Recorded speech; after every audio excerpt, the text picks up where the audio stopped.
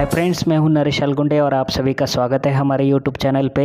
अगर आप हमारे चैनल पे नए हैं तो चैनल को सब्सक्राइब कर ले और बेल बटन को प्रेस कर दे ताकि हमारे सभी वीडियोस की नोटिफिकेशन आपको मिल सके।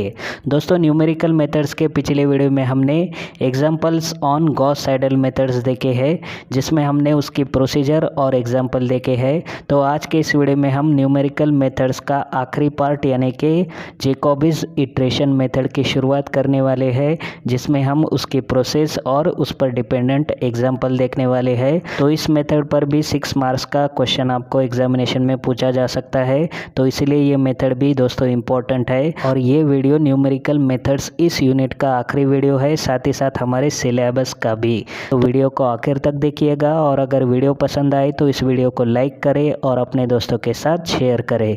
तो चलिए वीडियो को शुरुआत करते हैं। तो देखिए दोस्तों, solution of simultaneous equations find करने की न्यूमेरिकल मेथड इस यूनिट की आखिरी मेथड जैकोबिज इटरेशन मेथड। तो ये मेथड भी इटरेशन मेथड है, इसमें हमें इटरेशन प्रोसेस करके सॉल्यूशन फाइंड करना है। तो आइए समझ लेते हैं इस मेथड की प्रोसेस क्या है।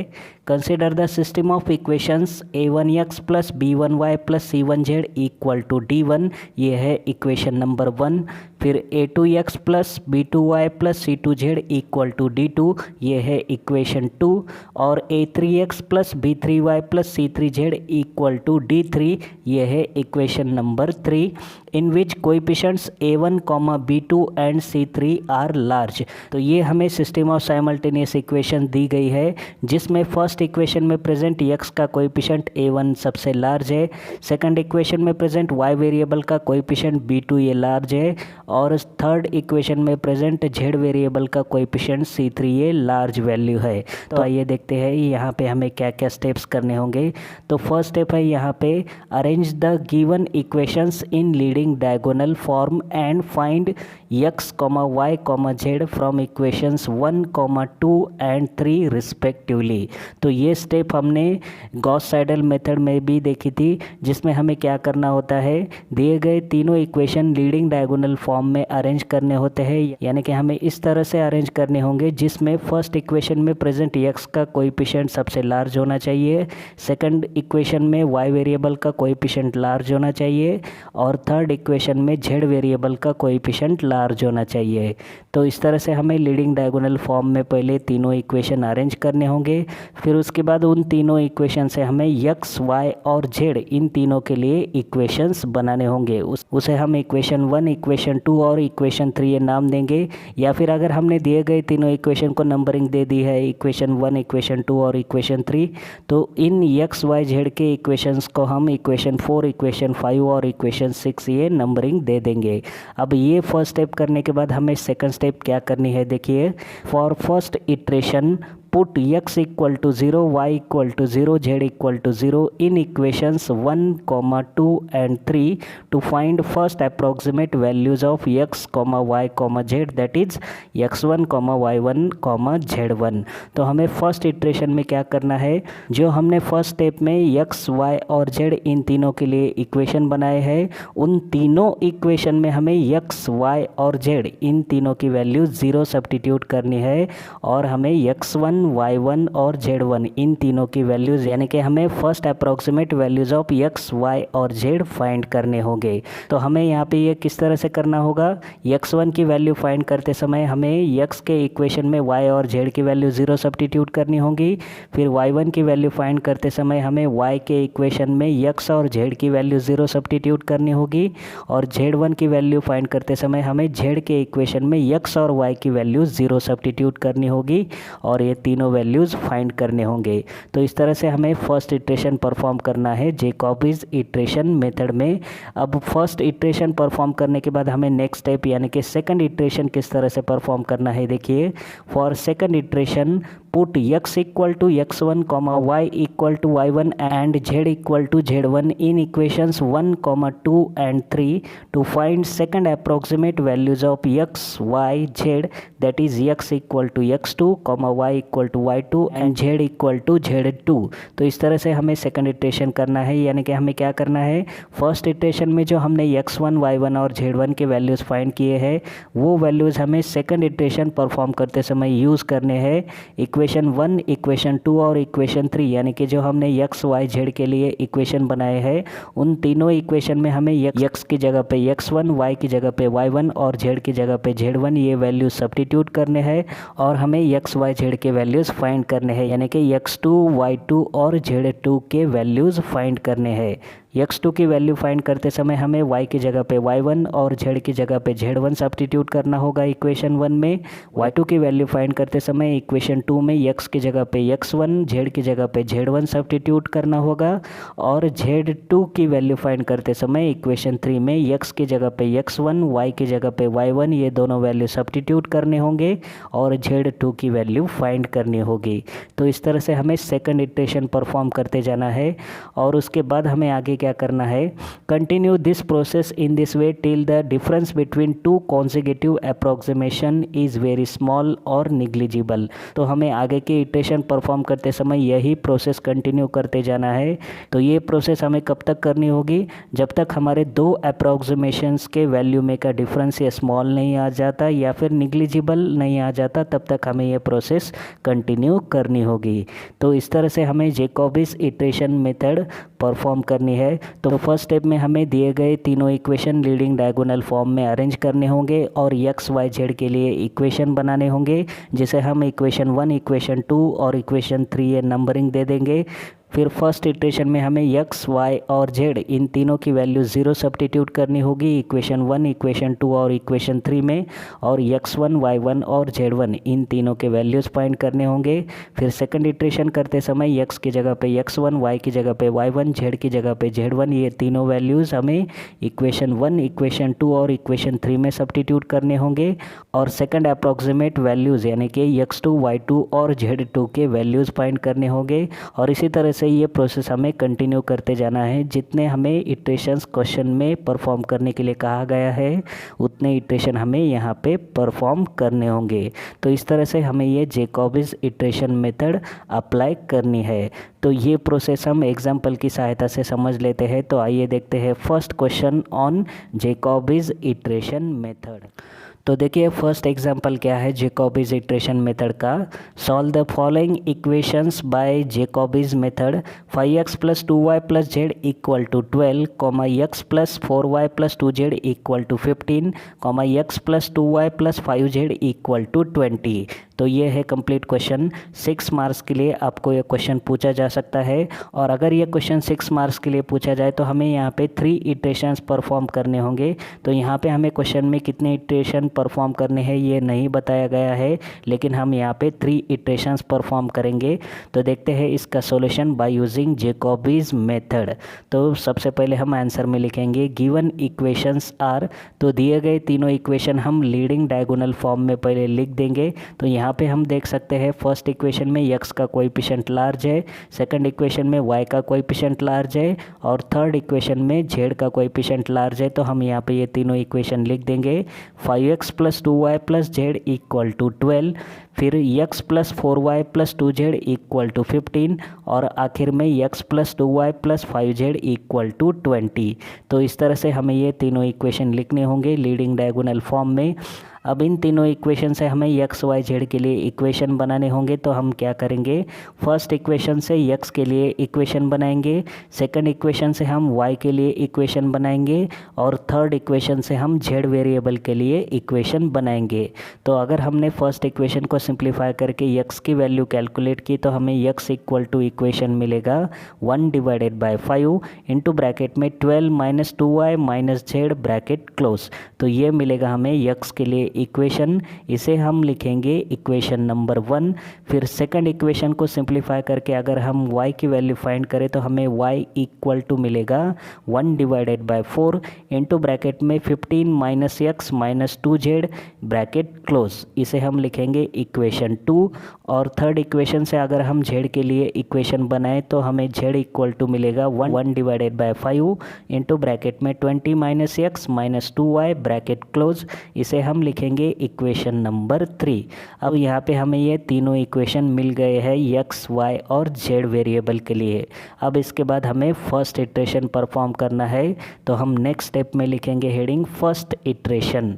तो हेडिंग लिखने के बाद हमें फर्स्ट इटरेशन में क्या करना है, x1, y1 और z1 की वैल्यू फाइंड करनी है। तो ये हमें किस तरह से करना होगा, इक्वेशन 1, इक्वेशन 2 और इक्वेशन 3 जो हमने बनाया है फर्स्ट स्टेप में, उन तीनों इक्वेशन में हमें x, y और z इन तीनों की वैल्यू 0 सब्स्टिट्यूट करके x1, y1 और z1 की वैल्यू फाइंड करनी है। तो हम यहाँ पे सेंटेंस लिखेंगे put x equal to y equal to z equal to 0 in equations 1, 2, 3। तो अगर हम ये तीनों वैल्यू इक्वेशन 1 में सब्स्टिट्यूट करें और x की वैल्यू फाइंड करें तो हमें x1 इक्वल टू क्या मिलेगा, 12 डिवाइडेड बाय 5 आफ्टर सिंप्लीफिकेशन, और ये डिवीजन करने के बाद हमें आंसर मिलेगा 2.4।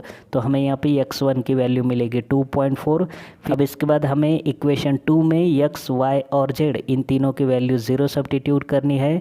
तो हमें y की वैल्यू क्या मिलेगी, यानी कि y1 की value after simplification 15 divided by 4, और ये डिवीजन करने के बाद आंसर हमें मिलेगा 3.75।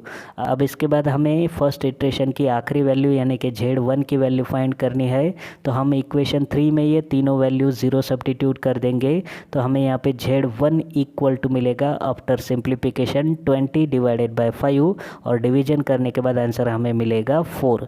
तो हमें फर्स्ट इटरेशन में x1 की वैल्यू मिलेगी 2.4, y1 की वैल्यू मिलेगी 3.75 और z1 की वैल्यू मिलेगी 4।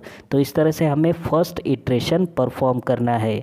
गॉस साइडल मेथड में हम किस तरह से करते थे, x1 की वैल्यू फाइंड करते समय हम y और z की वैल्यू 0 सब्स्टिट्यूट करके x1 की वैल्यू फाइंड करते थे।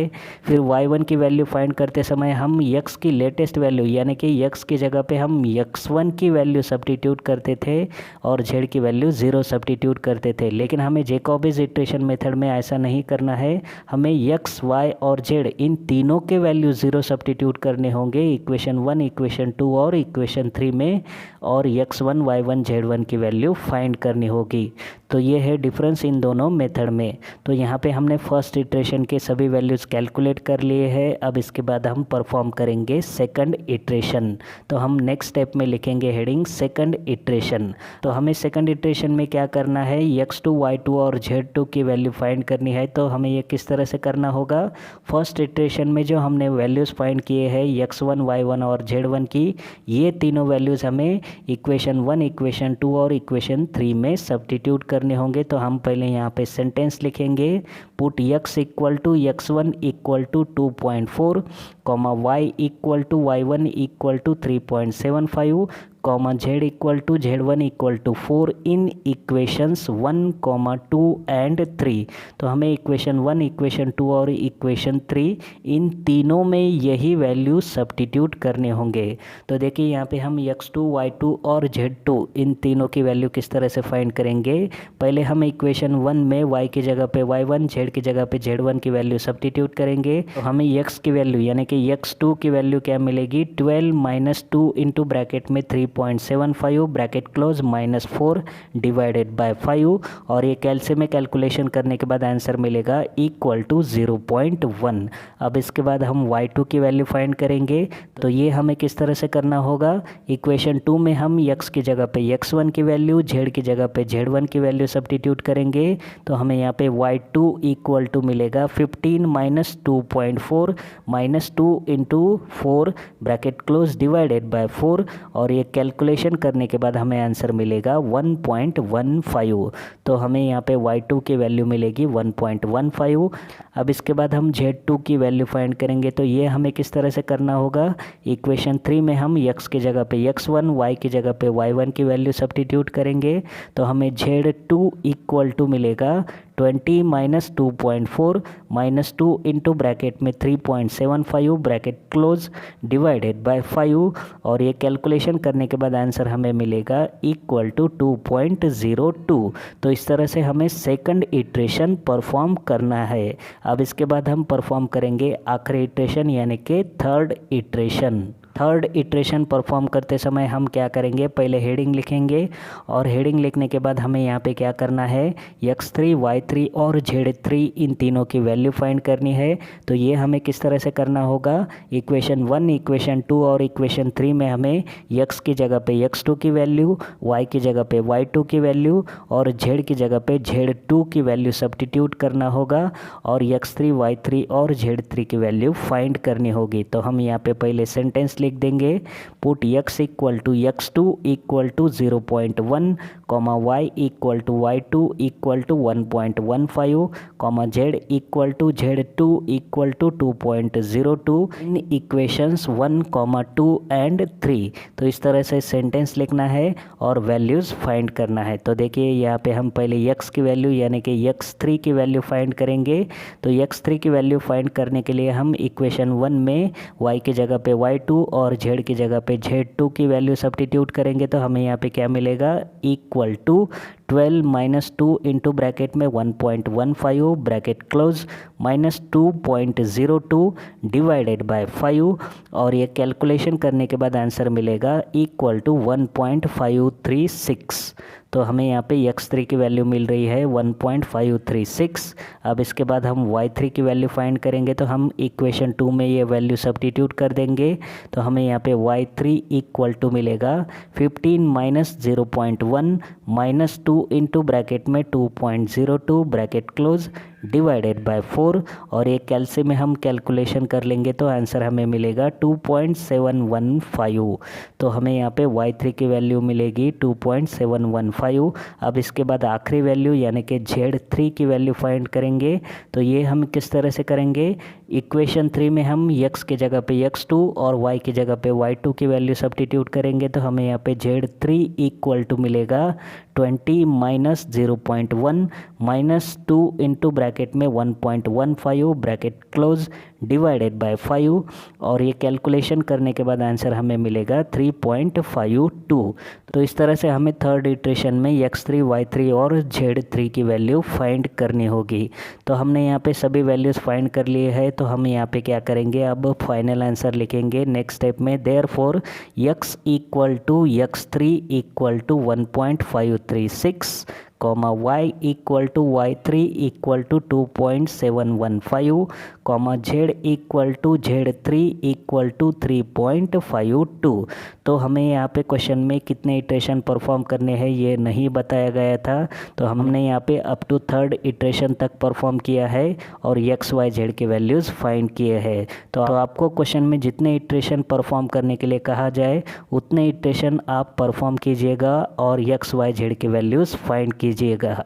तो इस तरह से हमें जैकोबिज इटरेशन मेथड अप्लाई करके x, y और z इन तीनों के वैल्यूज़ फाइंड करने होंगे यानी कि सॉल्यूशन फाइंड करना होगा। तो ये था फर्स्ट क्वेश्चन का आंसर। अब इसके बाद हम देखेंगे सेकंड क्वेश्चन। तो देखिए यहाँ पे सेकंड क्वेश्चन क्या है, solve the following system of equations by Jacobi's iteration method in bracket 3 iterations bracket close और हमें इक्वेशन दिए गए हैं 15x plus 2y plus z equal to 18, 2x plus 20y minus 3z equal to 19, 3x minus 6y plus 25z equal to 22। तो ये है complete question. तो देखते हैं इसका answer by using Jacobi's iteration method. तो आंसर में हम यहाँ पे लिखेंगे गिवन इक्वेशंस आर। तो हमें ये तीनों इक्वेशन पहले लीडिंग डायगोनल फॉर्म में लिखने होंगे। तो यहाँ पे ये ऑलरेडी लीडिंग डायगोनल फॉर्म में दिए गए हैं तो हम यहाँ पे तीनों को लिख देंगे 15x plus 2y plus z equal to 18, फिर उसके बाद 2x plus 20y minus 3z equal to 19 और 3x minus 6y plus 25z equal to 22। तो इस तरह से हमें ये तीनों इक्वेशन लिख देने होंगे। अब इन तीनों इक्वेशन से हम x, y, z के लिए इक्वेशन बनाएंगे। तो हम यहाँ पे नेक्स्ट स्टेप में लिखेंगे देयरफॉर x इक्वल टू। तो देखिए हमें फर्स्ट इक्वेशन से x की वैल्यू फाइंड करनी होगी। तो अगर हमने इसे सिंप्लीफाई करके वैल्यू फाइंड की तो हमें यहाँ पे x इक्वल टू मिलेगा 1 डिवाइडेड बाय 15 इंटू ब्रैकेट में 18 minus 2y minus z bracket close. तो ये मिलेगी हमें x की वैल्यू। इसे हम लिखेंगे लिखेंगे इक्वेशन नंबर 1। फिर उसी तरह से सेकंड इक्वेशन को सिंप्लीफाई करके हम y की वैल्यू फाइंड करेंगे। तो हमें y इक्वल टू मिलेगा 1 डिवाइडेड बाई 20 इंटू ब्रैकेट में 19 minus 2x plus 3z bracket close. तो इसे हम लिखेंगे इक्वेशन 2 और उसके बाद इक्वेशन 3 को सिंप्लीफाई करके हम z की वैल्यू फाइंड करेंगे। तो हमें z इक्वल टू इक्वेशन मिलेगा 1 डिवाइडेड बाई 25 इंटू ब्रैकेट में 22 minus 3x plus 6y bracket close. इसे हम लिखेंगे इक्वेशन नंबर 3। तो इस तरह से हमें फर्स्ट स्टेप में दिए गए तीनों इक्वेशन लीडिंग डायगोनल फॉर्म में लिख के एक्स वाई जेड के लिए इक्वेशन बनाने होंगे। अब इसके बाद हम परफॉर्म करेंगे फर्स्ट इटरेशन। तो हम नेक्स्ट स्टेप में लिखेंगे हेडिंग फर्स्ट इटरेशन। अब हमें फर्स्ट इटरेशन परफॉर्म करते समय क्या करना होगा, जो हमने फर्स्ट स्टेप में इक्वेशन 1, इक्वेशन 2 और इक्वेशन 3 बनाए हैं, उन तीनों इक्वेशन में हमें एक्स वाई और जेड इनकी वैल्यू 0 सब्स्टिट्यूट करनी होगी। तो हम यहाँ पे पहले सेंटेंस लिख देंगे, put x equal to y equal to z equal to 0 in equations 1, 2, 3। तो हमें इस तरह से सेंटेंस लिखना होगा और हमें इक्वेशन में वैल्यू सब्स्टिट्यूट करनी होगी। तो पहले हम x1 की वैल्यू फाइंड कर लेते हैं। तो इक्वेशन 1 में हम ये वैल्यू सब्स्टिट्यूट कर देंगे और सिंप्लीफाई करेंगे तो हमें x1 इक्वल टू क्या मिलेगा, 18 डिवाइडेड बाई 15 और कैलकुलेशन करने के बाद हमें आंसर मिलेगा 1.2। तो हमें यहाँ पे x1 की वैल्यू मिलेगी 1.2।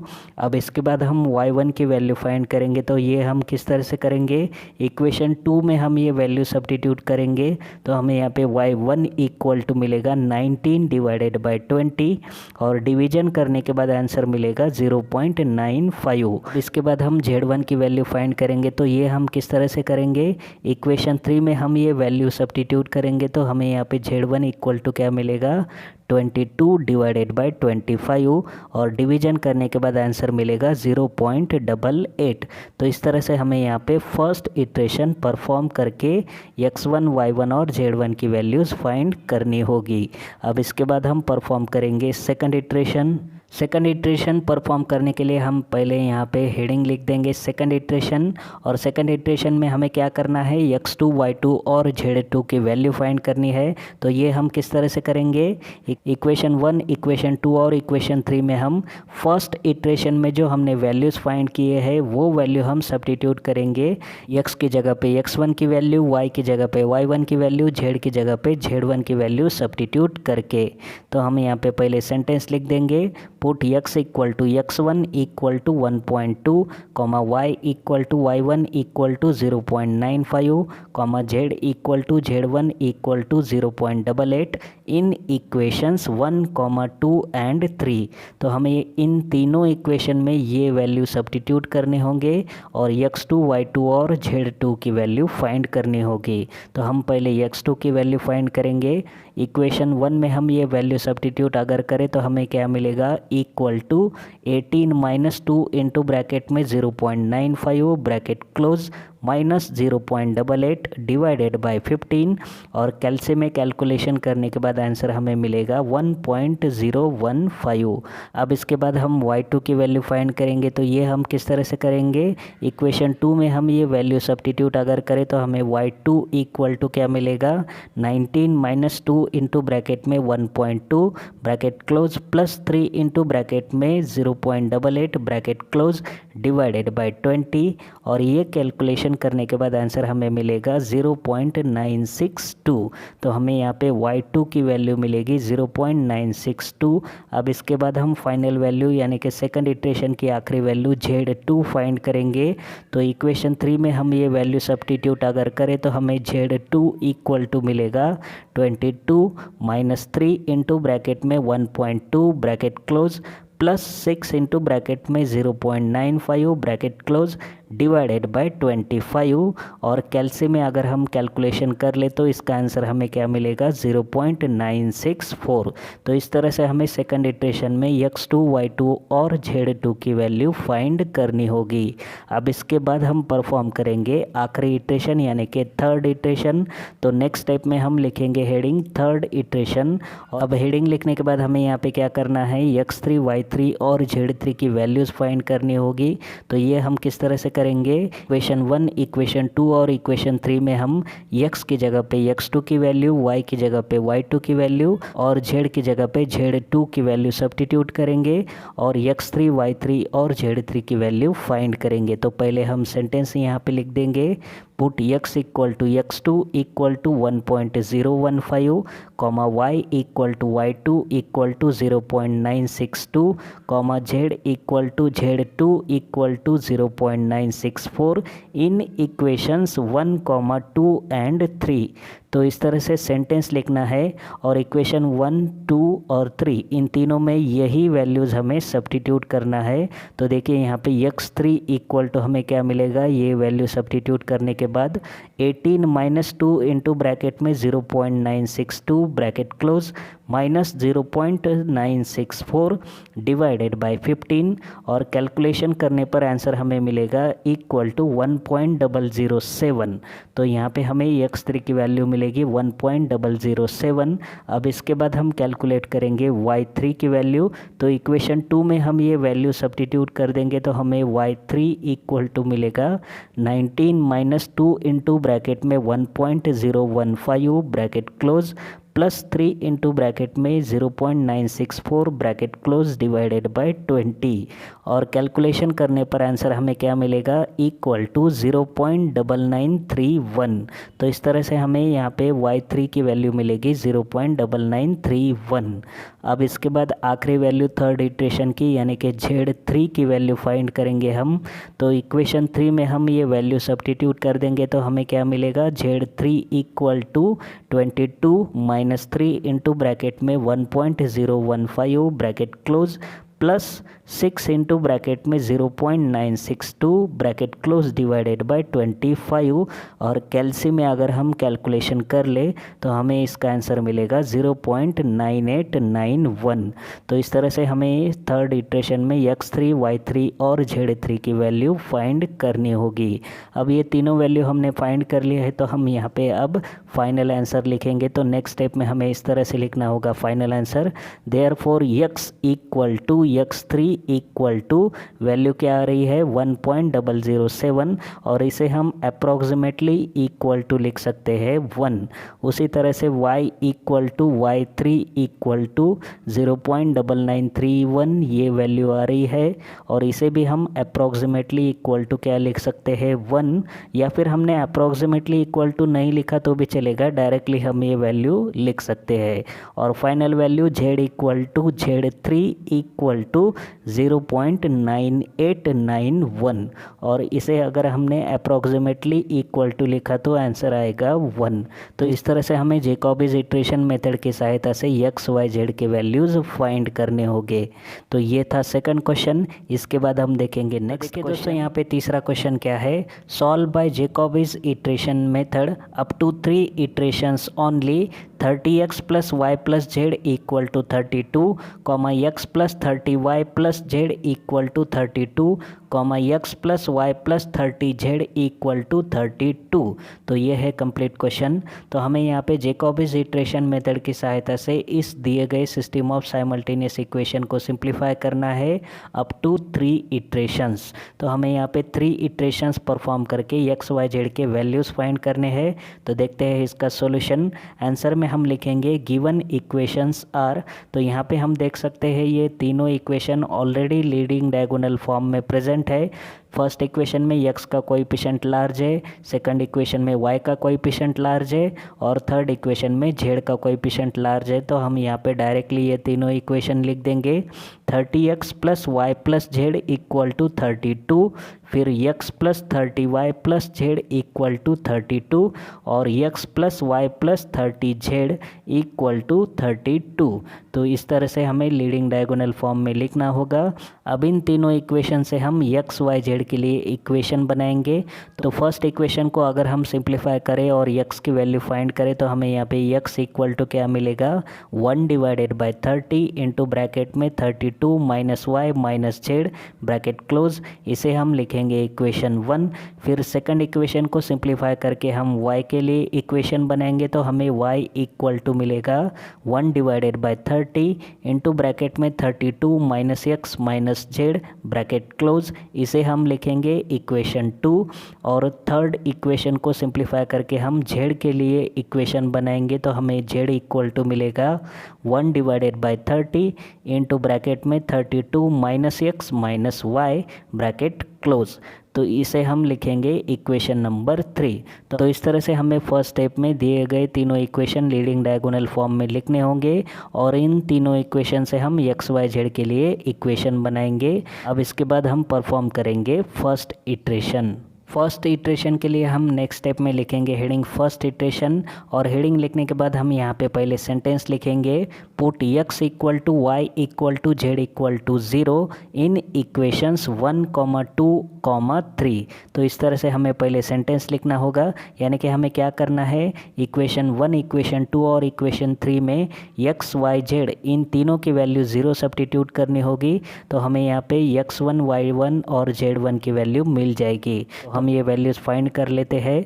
फर्स्ट इक्वेशन में हम y और z की वैल्यू 0 सब्स्टिट्यूट करेंगे तो हमें यहाँ पे x की वैल्यू यानी कि x1 इक्वल टू मिलेगा 32/30 और कैलकुलेशन करने पर आंसर आएगा 1.067। उसी तरह से हम इक्वेशन 2 में x और z की वैल्यू 0 सब्स्टिट्यूट करेंगे तो हमें y की वैल्यू यानी कि y1 इक्वल टू मिलेगा 32/30। इसका आंसर हमें मिलेगा 1.067। और आखिर में हम इक्वेशन 3 में x और y की वैल्यू 0 सब्स्टिट्यूट करेंगे तो हमें z1 इक्वल टू मिलेगा 32/30 और यहाँ पे आंसर इसका क्या आएगा 1.067। तो इस तरह से हमें फर्स्ट इटरेशन परफॉर्म करना है। अब इसके बाद हम परफॉर्म करेंगे सेकंड इटरेशन।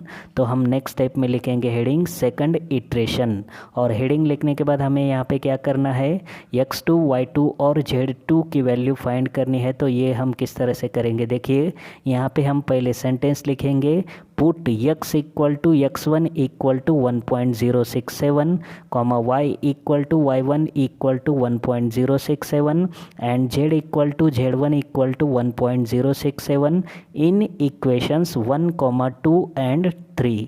तो इक्वेशन 1, इक्वेशन 2 और इक्वेशन 3 में हमें x की जगह पे x1 की वैल्यू, y की जगह पे y1 की वैल्यू और z की जगह पे z1 की वैल्यू सब्स्टिट्यूट करनी होगी और x2, y2 और z2 की वैल्यू फाइंड करनी होगी। यहाँ पे हम ये वैल्यू फाइंड कर लेते हैं। पहले हम x2 की वैल्यू फाइंड करेंगे। इसके लिए हम इक्वेशन 1 में y की जगह पे y1 की वैल्यू, z की जगह पे z1 की वैल्यू सब्स्टिट्यूट करेंगे तो हमें x2 इक्वल टू मिलेगा 1/30 इंटू ब्रैकेट में 32 माइनस 1.067 माइनस 1.067 ब्रैकेट क्लोज और कैलकुलेशन करने पर आंसर हमें मिलेगा इक्वल टू 0.996। तो इस तरह से हमें यहाँ पे x2 की वैल्यू मिलेगी 0.996। अब इसके बाद हम y2 की वैल्यू फाइंड करेंगे। तो इसके लिए हम इक्वेशन 2 में x की जगह पे x1 की वैल्यू और z की जगह पे z1 की वैल्यू सब्स्टिट्यूट करेंगे तो हमें यहाँ पे y2 इक्वल टू मिलेगा 1/30 इंटू ब्रैकेट में 32 माइनस 1.067 माइनस 1.067 ब्रैकेट क्लोज और कैलकुलेशन करने पर आंसर हमें मिलेगा 0.996। अब इसके बाद हम सेकंड इटरेशन की आखिरी वैल्यू यानी कि z2 की वैल्यू फाइंड करेंगे। तो ये हम किस तरह से करेंगे, इक्वेशन 3 में हम x की जगह पे x1 की वैल्यू, y की जगह पे y1 की वैल्यू सब्स्टिट्यूट करेंगे तो हमें z2 इक्वल टू मिलेगा 1/30 इंटू ब्रैकेट में 32 माइनस 1.067 माइनस 1.067 ब्रैकेट क्लोज और कैलकुलेशन करने पर आंसर हमें क्या मिलेगा, इक्वल टू 0.996। तो हमें यहाँ पे x2, y2 और z2 इन तीनों की वैल्यू 0.996 से मिलेगी। तो इस तरह से हमें सेकंड इटरेशन परफॉर्म करना है। अब इसके बाद हमें आखिरी इटरेशन करना होगा यानी कि थर्ड इटरेशन। तो हम नेक्स्ट स्टेप में लिखेंगे हेडिंग थर्ड इटरेशन। तो हमें यहाँ पे थर्ड इटरेशन में x3, y3 और z3 की वैल्यू फाइंड करनी है। तो देखिए ये वैल्यू हम किस तरह से फाइंड करेंगे। पहले हम यहाँ पे सेंटेंस लिखेंगे put x equal to x2 equal to 0.996, y equal to y2 equal to 0.996 and z equal to z2 equal to 0.996 in equations 1, 2 and 3। तो हमें इन तीनों इक्वेशन में x की जगह पे x2 की वैल्यू, y की जगह पे y2 की वैल्यू और z की जगह पे z2 की वैल्यू सब्स्टिट्यूट करनी होगी और x3, y3 और z3 की वैल्यू फाइंड करनी होगी। तो हम यहाँ पे ये वैल्यू फाइंड कर लेते हैं। पहले हम इक्वेशन 1 में y की जगह पे y2, z की जगह पे z2 की वैल्यू सब्स्टिट्यूट करेंगे। तो हमें यहाँ पे x3 इक्वल टू मिलेगा 1 डिवाइडेड बाई 30 इंटू ब्रैकेट में 32 माइनस 0.996 माइनस 0.996 ब्रैकेट क्लोज, और कैलकुलेशन करने पर आंसर हमें इसका मिलेगा इक्वल टू 1। अब इसके बाद हम y3 की वैल्यू फाइंड करेंगे। तो हम इक्वेशन 2 में x की जगह पे x2 की वैल्यू, z की जगह पे z2 की वैल्यू सब्स्टिट्यूट करेंगे। तो हमें y3 इक्वल टू मिलेगा 1 डिवाइडेड बाई 30 इंटू ब्रैकेट में 32 माइनस 0.996 माइनस 0.996 ब्रैकेट क्लोज, और कैलकुलेशन अगर हम करें तो इसका आंसर भी हमें यहाँ पे क्या मिलेगा, 1 ही मिलेगा। और इसके बाद आखिरी वैल्यू थर्ड इटरेशन की यानी कि z3 की वैल्यू। तो हमें ये किस तरह से करना होगा, इक्वेशन 3 में हम x की जगह पे x2 की वैल्यू, y की जगह पे y2 की वैल्यू सब्स्टिट्यूट करेंगे। तो हमें z3 इक्वल टू मिलेगा 1 डिवाइडेड बाई 30 इंटू ब्रैकेट में 32 माइनस 0.996 माइनस 0.996 ब्रैकेट क्लोज, और कैलकुलेशन करने पर इसका भी आंसर हमें मिलेगा 1। तो इस तरह से हमें थर्ड इटरेशन में x3, y3 और z3 इन तीनों की वैल्यू फाइंड करनी होगी। अब इसके बाद हम फाइनल आंसर लिखेंगे नेक्स्ट स्टेप में। तो हमें नेक्स्ट स्टेप में लिखना होगा hence comma x equal to x3 equal to 1 comma y equal to y3 equal to 1 and z equal to z3 equal to 1। तो इस तरह से हमें ये फाइनल आंसर लिख देना होगा। तो हमें इस क्वेश्चन में अप टू थर्ड इटरेशन तक परफॉर्म करने के लिए कहा गया था। तो हमने यहाँ पे थर्ड इटरेशन तक परफॉर्म किया है और x, y, z के वैल्यूज़ फाइंड किए हैं। तो हमें यहाँ पे x की वैल्यू 1, y की वैल्यू 1 और z की वैल्यू 1 मिल रही है।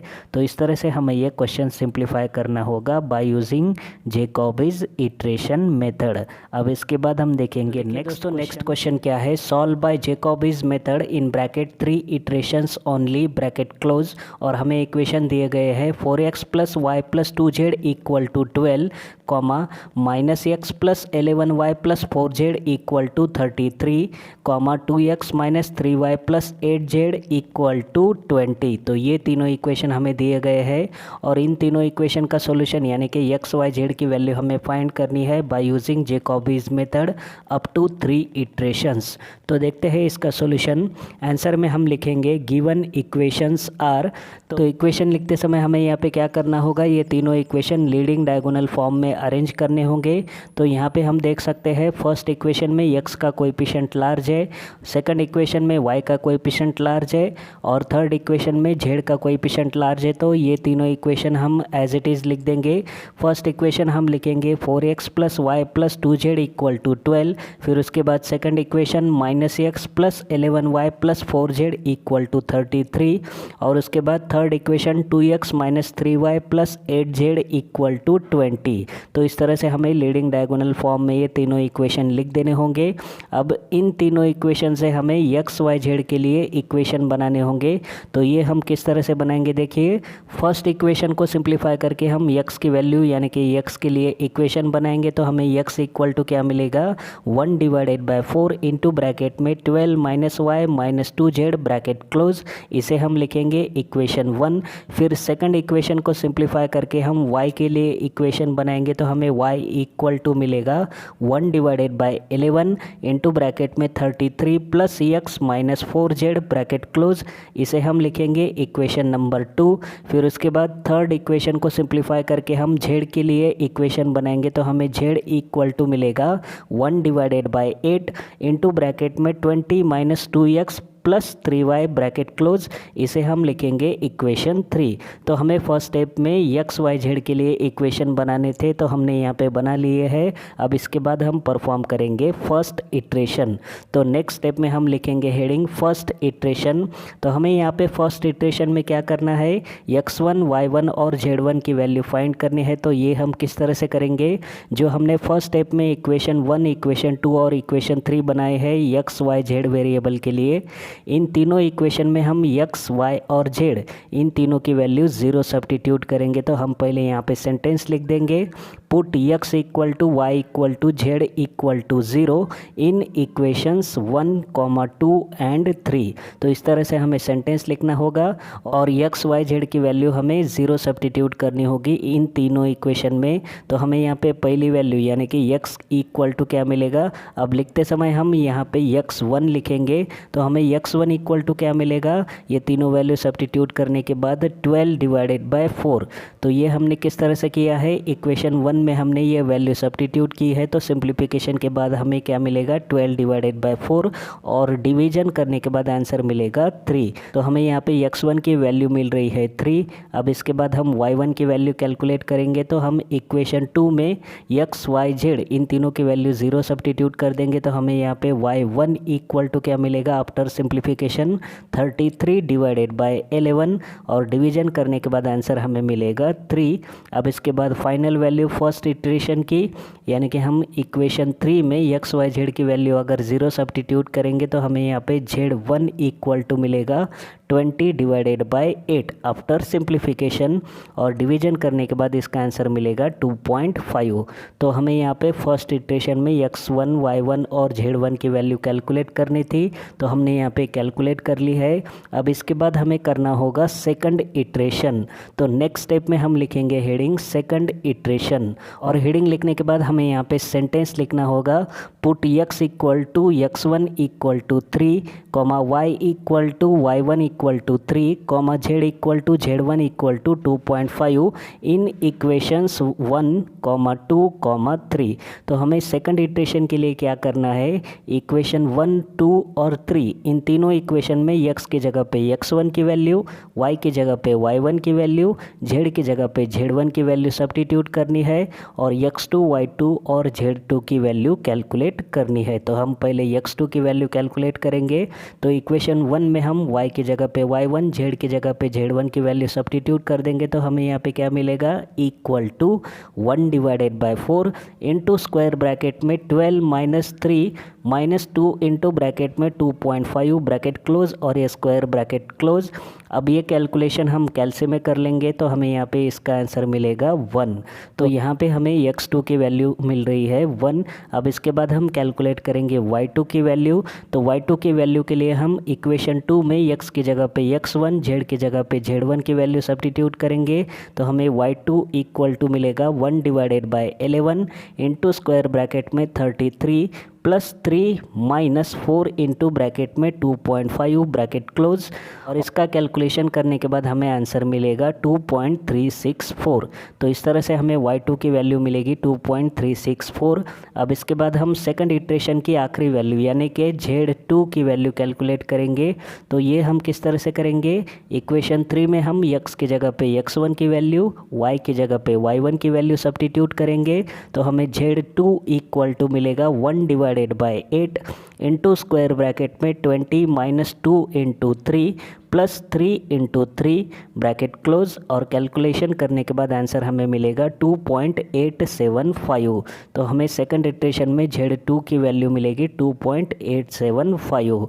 तो इस तरह से हमने यहाँ पे तीनों वैल्यू कैलकुलेट कर लिए है सेकंड इटरेशन की। अब इसके बाद हमें आखिरी इटरेशन परफॉर्म करना है यानी कि थर्ड इटरेशन। तो हम नेक्स्ट स्टेप में लिखेंगे हेडिंग थर्ड इटरेशन। इस तरह से हमें यहाँ पे हेडिंग लिखनी होगी। अब हेडिंग लिखने के बाद हमें यहाँ पे पहले सेंटेंस लिखना होगा, put x equal to x2 equal to 1 comma y equal to y2 equal to 2.364 comma z equal to z2 equal to 2.875 in equations 1, 2, 3।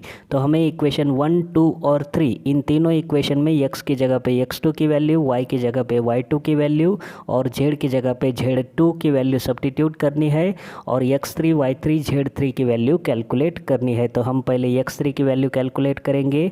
Equation 1 में हम ये वैल्यू अगर सब्स्टिट्यूट करें तो हमें यहाँ पे क्या मिलेगा, x3 equal to 12 minus 2.364 minus 2 into bracket में 2.875 ब्रैकेट क्लोज डिवाइडेड बाय 4 और कैलकुलेशन करने पर आंसर हमें मिलेगा इक्वल टू 0.972।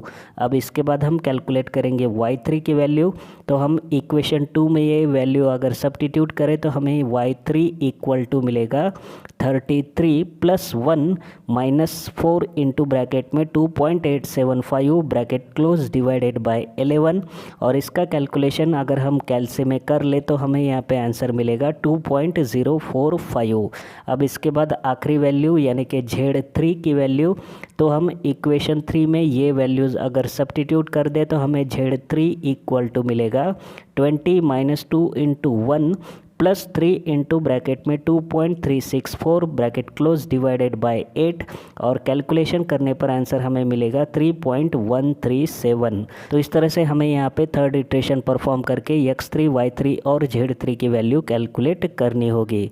अब इसके बाद अगर हम चाहे तो फाइनल आंसर भी लिख सकते हैं, x equal to x3 equal to 0.972, y equal to y3 equal to 2.045 और z equal to z3 equal to 3.137। तो फाइनल आंसर आपने नहीं लिखा तो भी चलेगा, यहाँ तक आपने सिंप्लीफाई किया तो भी सफिशिएंट है। तो ये था इस क्वेश्चन का आंसर। अब इसके बाद हम देखेंगे दोस्तों आज का लास्ट क्वेश्चन यानी कि जैकोबिज इटरेशन मेथड का आखिरी क्वेश्चन। तो देखिए क्वेश्चन दोस्तों, जैकोबिज इटरेशन मेथड का आखिरी question, solve by Jacobi's method 20x plus y minus 2z equal to 17 comma 3x plus 20y minus z equal to minus 18 comma 2x minus 3y plus 20z equal to 25 in bracket up to 3 iterations only bracket close. तो ये है complete question. 6 marks के लिए आपको ये question पूछा जा सकता है। तो देखते हैं इस क्वेश्चन का आंसर। आंसर में हम पहले यहाँ पे लिखेंगे गिवन इक्वेशंस आर। अब इक्वेशन लिखते समय हमें लीडिंग डायगोनल फॉर्म में लिखना होगा। तो यहाँ पे हम देख सकते हैं फर्स्ट इक्वेशन में x का कोएफिशिएंट लार्ज है, सेकंड इक्वेशन में y का कोएफिशिएंट लार्ज है और थर्ड इक्वेशन में z का कोएफिशिएंट लार्ज है। इसलिए हम ये तीनों इक्वेशन एज इट इज़ लिख देंगे। 20x plus y minus 2z equal to 17, फिर उसके बाद 3x plus 20y minus z equal to minus 18 और आखिर में 2x minus 3y plus 20z equal to 25। तो हमें इस तरह से ये इक्वेशन लीडिंग डायगोनल फॉर्म में लिखने होंगे। अब इन तीनों इक्वेशन से हम x y z के लिए इक्वेशन बनाएंगे।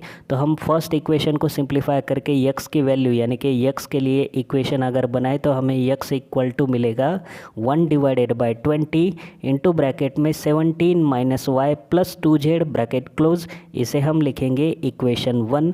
फिर सेकंड इक्वेशन को सिंप्लीफाई करके अगर हम y के लिए इक्वेशन बनाए तो हमें y इक्वल टू मिलेगा 1 डिवाइडेड बाई 20 इंटू ब्रैकेट में minus 18 minus 3x plus z bracket close. इसे हम लिखेंगे इक्वेशन नंबर 2।